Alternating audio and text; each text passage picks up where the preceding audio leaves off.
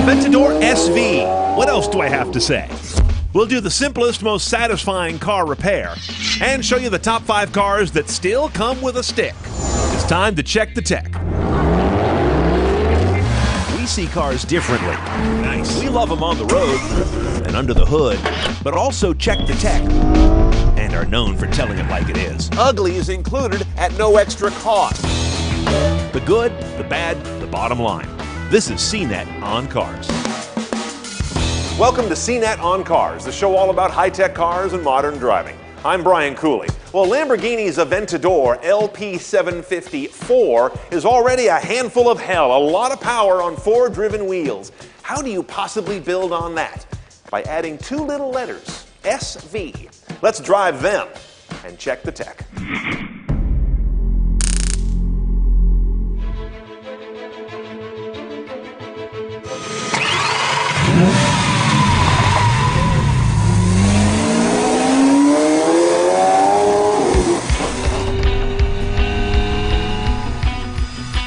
The Aventador SV is an Aventador that is more and less. More horsepower, 50 of them. Less weight, 110 pounds. A little less time to 60, about a tenth of a second. And more RPM to the red line, another 150 on the clock. The result is the fastest production Lamborghini ever, and they got there with tuning and tech. Spotting an SV is easy. Look for the 4-pipe exhaust, unique wheels, and oh yeah, that wing. Aventadors in general are no Ford Super Duty. They're already light cars, already full of aluminum and carbon fiber body panels and structure throughout. So where did they find another 110 pounds to take out of this thing? What they did was put more carbon fiber in around the body components. They also took out the head unit. No nav, no radio, no audio system unless you really beg for it. Carpets? No. The seats, they're really church pews, are carbon fiber shells with almost no accommodation. You can move them back and forth, that's it. You'll feel the rivets under your butt. Notice a very different LCD instrument panel than we saw in the base Aventador. More prominence to the RPMs, shift indicators, and G-force gauge. And yellow. Now back here in the engine room is also more familiar territory. The architecture of this engine is the same as a non-SV. 6.5-liter V12 with direct injection, dry sump lubrication. What you're missing is any kind of blower or turbo. They don't do that in this engine room. However, you do have a lot of tweaks to the breathing. You've got a variable intake system. You've got a variable exhaust system. And in between the two, you've got a differently curved variable valve timing system. All of it about getting air in and out faster, and that's where the numbers get better. 750 horse, and it also comes at a higher RPM redline, 8,400. Torque's the same though, 508 pound-feet. That's okay, it's still plenty. And all of that goes out through kind of an interesting transmission, where many supercars use a DCT, an automated dual-clutch manual gearbox. These guys use a SCT. Instead of ping-ponging the power through 2 clutches, they ping-pong the power through multiple shift rods. Hence, it's called an ISR, independent shift rod technology. And thanks to that big wing out back, all that power delivery turns this car into a rocket on the road as opposed to putting it in low Earth orbit. 0 to 60, 2.8. Shift times are around 50 milliseconds. That's nipping at F1 territory. Going the other direction, all SVs have big carbon ceramic brakes standard. They haul this car to a stop from 60 in less than 100 feet. Okay, if I got to put this guy into a single phrase, it's this. One sinewy SOB. First question I know you've got is, how does the power feel on this versus a non-SV? How do you possibly tease that out unless you're on the track? And we're not. I mean, come on, another 50 horse when you're already at this level? I'll be honest, I can't feel it. What I do feel, though, is the wonderful breathing they use to get there, and that you notice at almost every RPM range. Sweet. Now, it wasn't long ago that I drove the base Aventador, and I recall it being a little more compliant than this. This one's got a real grit to it. It's just hard everywhere, from where you sit to the heavy, heavy load you get on the wheel with this new adaptive steering system. And of course, it's got the adaptive suspension as well, magnetorheological technology that I find is calibrated very firm, as you might imagine in this car. I'm bringing that up because a lot of supercar makers these days actually are trying to make their supercars more palatable on the road every day. This one doesn't make such compromises. Well, here's where my job gets real easy. CNET style is the only style you can buy a Lamborghini Aventador SV. They're all loaded by definition, and that's why they cost a little over $530,000. You're not going to afford one of these sitting there watching YouTube. But it doesn't really matter if you get back to work, because these are all sold out anyway. 500 copies, that's all they made. What the SV really stands for is the power of nuance, getting some weight off the ground, moving air through the engine more elegantly, and moving air over the body more purposefully. It also reminds us that Lamborghini really is the Sammy Davis Jr. of car makers, firmly believing that nothing succeeds like excess, Frank. When I come back, I'll show you the most satisfying, simple repair you can ever undertake on your car, and we'll see if it makes any sense to buy a used electric car. When CNET on Cars returns.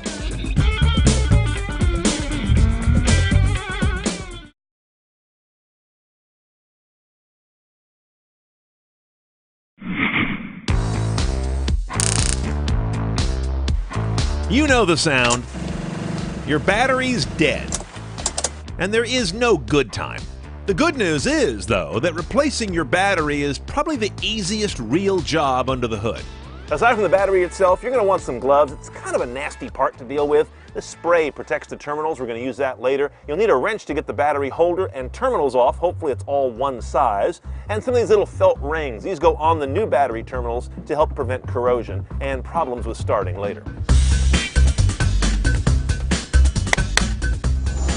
All right, step one is get the negative terminal off your old dead battery. This is actually how you safe a car battery. You take off negative and interrupt the ground as opposed to removing positive like you might think. When you're done, secure that thing so it's not flopping around. Step two, take off the positive terminal now, the red one that has the big plus sign next to it. Shouldn't be too hard to spot, and secure that one away from the battery as well. Okay, stop before we go to the next step. Do not lay metal tools around this exposed positive terminal and any other metal around the car. If you do so, you may be doing some freelance welding and you won't like the results. Step three, you've got some kind of a bracket holding your battery down. It needs to come off. It probably uses the same size wrench that you used to take the terminals off, at least if the car maker was thoughtful and gave that some consideration. Okay, now your old, dead, disgusting battery comes out. Step four, clean the battery terminals, the inside where they attach to your new battery to get a nice contact. Use a rag, maybe put some WD-40 on there and work it through. And then when you're done, put these guys in a safe place away from the battery again. If you have a little portable vac or even a non-portable vac, get in there and get the crap out. It's going to be gross. Step five, put in the new battery. And of course, make sure when the battery goes in, the polarity is the same. That means you bought the right battery. See our video on that. And that means that positive and negative are in the same place in relation this way, and also the side of the battery they're on. Okay, step six, put your mounting bracket back on. You don't want to forget this. I've seen people do it saying, it's not going anywhere. Big old heavy battery, it'll be fine. No, it's going somewhere. It may be square looking, but believe me, it'll move like a bowling ball within your car. Now, step seven, you want to get these little pads we talked about, and those go on top of your terminals. These just help prevent corrosion that can cause your car to have a hard time starting later. You always want good transfer of current across these terminals. Okay, step eight, attach the positive terminal first. Just like it came off last the other way, it goes on first this way. Step nine, you guessed it, now it's time for the negative terminal to go back on. At this point, your car is now re-energized, just so you know. Dome lights and things will come on, radio, don't be scared. Okay, and your final step, step 10, is to take this battery terminal protection spray and spray this all over the top of the positive and the negative. You spray it on each terminal to cover up all the exposed metal parts and the post. You want to prevent corrosion there, which can cause the battery to charge poorly while you're driving and to be weak when it's trying to start your engine. A whole bunch of good stuff comes from keeping these non-corroded. And that's it. Now the fun part, go start the car.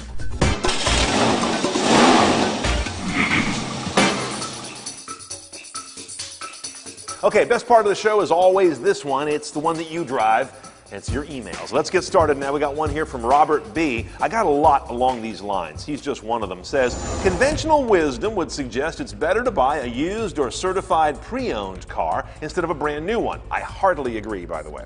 He goes on to say, however, with new technologies going into cars, especially hybrids and pure electrics, what should someone consider when buying a used EV, if doing so at all? Okay, Robert, this is a great question. Like I mentioned, a lot of folks have been asking this. So let's use a Nissan Leaf as our sample car because they're very common out there and they can be had very affordably. Of course, you want to look at the usual mileage and condition and price and terms and all of that, but you've got to make sure you shop hard on these. Nissan Leaf, for example, a 2012 is currently selling at around 17% of its original MSRP. Way big depreciation for a lot of reasons. There's newer technology with longer range. Gas prices are kind of cheap. There were big incentives on the front end. That always drives down the residuals on the back end. And of course, the market for EVs is still pretty small. A lot of folks simply can't make one work or just don't want one. Now, the next thing to bear in mind is know that the batteries in electric cars or plug-in hybrids do have some kind of a memory or a life to them. The idea is that they will get gradually less capacious over time. It depends how the previous owner treated it, though. For example, if you look at that Nissan Leaf owner's manual, they call out several things that will actually void your battery warranty if you expose the car to certain extreme temperature conditions or if you constantly are topping it up in the 98% range. Plugging it in, plugging it in, plugging it in. Those will actually really wreck its battery life and capacity storage ability. So it's kind of hard to know how the previous owner did or didn't do those sorts of things. Next point is know the warranty. Now, warranties are generally transferable to the next owner as long as you're within the miles and the years, but make sure you've got some coverage there and know the battery warranty specifically. A Nissan Leaf, for example, has two of them. The earlier short-range, smaller battery cars have a different shorter warranty than the newer, longer-range, bigger battery cars. So there's a difference there. So make sure you're shopping the battery warranty, not just the overall car warranty. And finally, know your goals. An EV with limited features and maybe kind of crappy battery wear and life might be fine for you if you're just using it as your second car to go to and from work and that's it. Or if your goal is simply to be green and you don't drive that much, you don't have to worry about ultimate range. Do you have 95% range in that pack? And then you can absolutely shop for a steal. Okay, our next email comes in from Duncan B., who's got a question about batteries and what you do when yours is dead. He says, Brian, can you answer whether it's acceptable to jumpstart modern cars that have a flat battery? Also, is your advice the same when it comes to bump starting a modern car? Now, we've done a lot of stuff on batteries lately, Duncan, and in fact, in this episode, we have our how-to about how to change your battery, but hopefully you haven't gotten to that point yet, and you just want to restart your car. First of all, jump starts still work. Every car we've ever encountered in the last 10 years, up until the 16s and 17s and going forward, still have places to connect a battery for a jump start from another car or another battery or a jump starter, for example. However, increasingly, you don't actually connect to the battery terminals, but you'll find remote terminals in the engine bay and then another place for ground because the battery may be buried somewhere else in the car. So know what you're looking for, but jump starts are still totally cool. Now, bump starting is when you get a car that has a dead battery and you either push it or aim it down a hill with the ignition turned on, the car in second typically, this is only for manual transmissions, and then you let the clutch out once you have a little bit of speed. That will kick the engine over, kind of like what a starter motor does, but using the rear wheels instead of the starter. And because the ignition and the fuel supply is live, because your key is on, the car should start. Here's the problem. You have to have fuel and electrical spark available for this to work, and with modern cars with all these electronic control units, they may not allow it. It depends on a complicated matrix of systems signing off on each other, so you may not have as much luck with bump starting because the electrics in there that manage these cars may not play ball the way older cars did. So bump starting is a little more hit and miss than it used to be. Jump starting, you should be fine. Okay, next email comes in from Bruce M., who's got a question about automatic braking. He says, I know how emergency automatic braking works, but there seem to be different systems, he notes, in different cars. Some are only slow speed, others seem to work at higher speeds, and of course some will stop and restart your car if you're under cruise control. He asks, is one of these logic systems or the other better and or safer than the other? Okay, Bruce, there's a lot going on around automatic emergency braking that kind of revolves around your question. The big thing coming up is September 1 of 2022, at which time, by agreement, The car makers who sell virtually every new car in the U.S. say they will have adopted automatic emergency braking across their lines. Now, that's by agreement of car makers, not by federal regulation. However, because this is not a law, but an agreement among the car makers, they still have a lot of flexibility to implement automatic braking as they see fit. That means you'll still see variances in terms of behavior and the logic of what it does in what situations. Now, along those lines, know that the feds are going to start to conform a little bit the way car makers do this when they begin to consider automatic braking toward the 5-star safety ratings that are awarded by NHTSA, the National Highway Traffic Safety Administration, starting in 2017 with the 2018 model year cars. If a car maker wants to get that vaunted 5-star rating, they're going to want to know, how is NHTSA testing automatic braking, and what do I have to do to hit that goal? That will naturally tend to make the systems more common and more alike. Another thing to know that in current-made cars, you often will find a button or a switch or a setting that lets you adjust the sensitivity or the distance at which automatic emergency braking works. How close do you have to be, or how fast are you closing on another car or object before it kicks in? So these cars may be rather odd in a few years when I think automatic emergency braking will likely become a single best practice implemented the same way, and very likely without any settings for you. I mean, let's face it, you can't get in there and monkey around with the settings for your anti-lock brakes or airbags. I suspect emergency front braking will go the same way. Okay, Henry L's got a question about transmissions and cars that don't sit still. He says, I've noticed when I'm driving a car with a BMW SMG gearbox, like a 2010 M5, when I let go of the brakes at a stop, the car just sits there. Then he says, I'll get in a car like a 2013 Cayman with a Porsche PDK, that's a dual clutch automatic manual, and then when the car is fully stopped and you come off the brake, he says, I've noticed it creeps forward like a conventional automatic. He wants to know, why is this? And is it going to wear out the clutch packs in these advanced transmissions? When we talk about transmissions that do this, what we're talking about is a behavior called creep. Creep is when you lift off the brake and the car slowly goes forward at about a half a walk. An automated manual transmission does not need to do this. For example, that 2010 BMW with an SMG gearbox has a single automated clutch in there that has to be moved back and forth for every gear change. Other cars, like that Porsche, have a dual clutch transmission. It's automated, there's no clutch pedal, but they have two clutches. And so they put the even gears on one, the odd gears on another. It allows them to ping pong the gear selection back and forth between two clutches. They tend to be more advanced, more smooth, but in any case, neither of those gearboxes needs to creep. Automatic creep is in there for one reason, because people missed it. They were used to cars that moved ahead when they took their foot off the brake a little bit. In fact, Tesla did not have it in the Model S for a few years. And then, about a year ago, they added it as an option on your dashboard settings via an over-the-air software update, because customers complained saying, you know what, I let off the brake, I want the car to start moving forward. It's just something we're used to, and it also leads to smoother launches when you do start from a stop, for example, especially in stop-and-go traffic. Now, in terms of wear, there's a lot of factors here. First of all, single versus dual clutch. You have twice as many clutches to wear. The dual clutch transmissions tend to use clutch 1 for creep because that's the one attached to first gear. Clutch 2 shouldn't be affected. Also, some of these transmissions have a dry clutch, obviously it's dry, or two of them, or a wet clutch, clutches that are submerged in an oil bath, and that will change the wear in ways that I can't predict. It'll vary by manufacturer. Also, there's nothing to stop you from putting the car into neutral if you want. I'm not sure if that's going to wear out something else more and just be a lateral. And here's something else to bear in mind. As far as I know, most of these automatic manual transmissions, when you're on the brake at a stop, they disengage their clutch pack. They're not working against your brakes, so I think you're okay in those true stop situations. It's just the creep, which you can actually reduce by staying on the brakes a little longer until it's time to really move.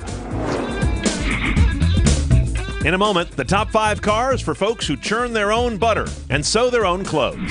When CNET on Cars returns.